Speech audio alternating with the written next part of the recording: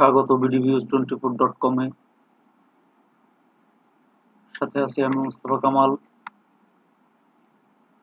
সকালের আয়োজনের শুরুতেই থাকছে সংবাদ শিরোনাম। গ্রেপ্তার মানে আদালতে হাজিরা দিতে হবে, আন্তর্জাতিক অপরাধ ট্রাইব্যুনালের চিফ প্রসিকিউটর। শেখ হাসিনার বিচার সরাসরি সম্প্রচারে সাইবার হামলা, চিফ প্রসিকিউটর। আগের 3 নির্বাচনে দায়িত্ব পালনকারীদের এবার বাদ, স্বরাষ্ট্র উপদেষ্টা। শুনলেন শিরোনাম, এবার বিস্তারিত। গ্রেপ্তার মানে আদালতে হাজিরা দিতে হবে, আন্তর্জাতিক অপরাধ ট্রাইব্যুনালের চিফ প্রসিকিউটর। মানবতা বিরোধী অপরাধের মামলায় গ্রেপ্তারি পরোয়ানা জারির পর সেনাবাহিনীর হেফাজতে থাকা 15 কর্মকর্তাকে অবশ্যই আদালতে হাজির করতে হবে, এমন মন্তব্য করেছেন আন্তর্জাতিক অপরাধ ট্রাইব্যুনালের চিফ প্রসিকিউটর মোহাম্মদ তাজুল ইসলাম। রোববার ট্রাইব্যুনাল প্রাঙ্গণে সাংবাদিকদের সঙ্গে আলাপকালে তিনি বলেন, যদি তাদের আটক রাখা হয়ে থাকে তাহলে আইনের বিধান অনুযায়ী তাদের 24 ঘন্টার মধ্যেই আদালতে উপস্থিত করতে হবে।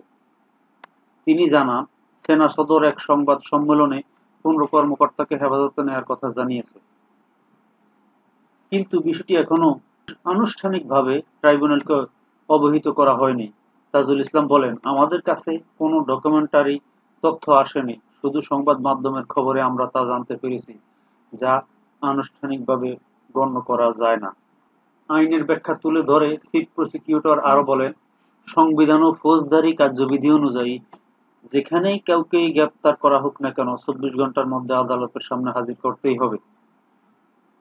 আদালতই সিদ্ধান্ত নেবে তাকে আটক রাখা হবে না জামিন দেওয়া হবে। এর আগে সেনা সদরের adjutant general major general Mohammad Hakimuzzaman শনিবার এক সংবাদ সম্মেলনে জানান, আন্তর্জাতিক অপরাধ ট্রাইব্যুনালের পরোয়ানার পরিপ্রেক্ষিতে সেনাবাহিনীতে কর্মরত 15 কর্মকর্তাকে হেফাজতে নেওয়া হয়েছে। এই কর্মকর্তারা আওয়ামী লীগের শাসনামলে সংগঠিত গণ অভ্যুত্থানের সময় রামপুরা বনশ্রী এলাকায় সংগঠিত হত্যাকাণ্ডের 3টি মামলার আসামি।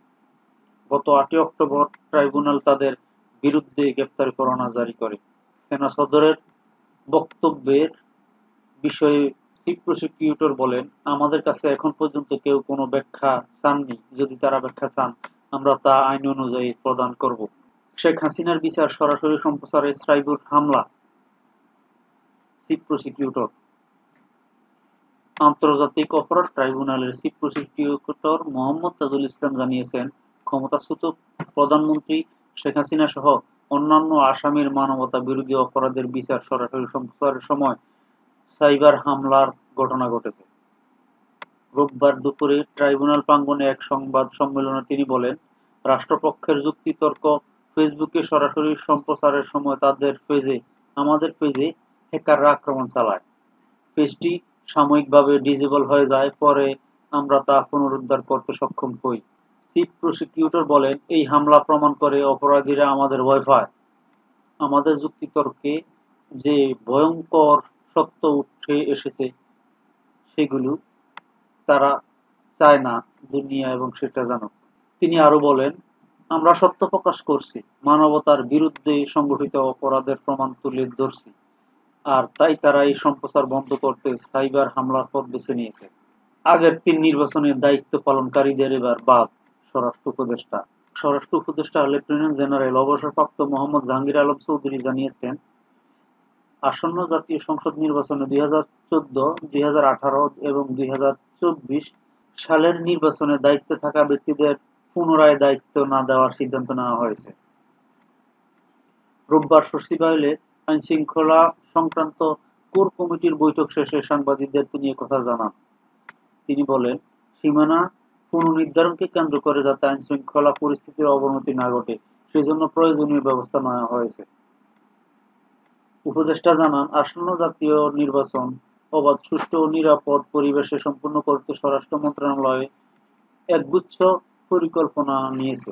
তার ভাষায়, যারা নির্বাচনী সহিংসতা ও বিশৃঙ্খলা সৃষ্টি করবে তাদের বিরুদ্ধে কঠোর ব্যবস্থা নেওয়া হবে। প্রতিটি সংস্থার সমন্বয়ে স্পষ্ট কর্মপরিকল্পনা তৈরি করা হয়েছে।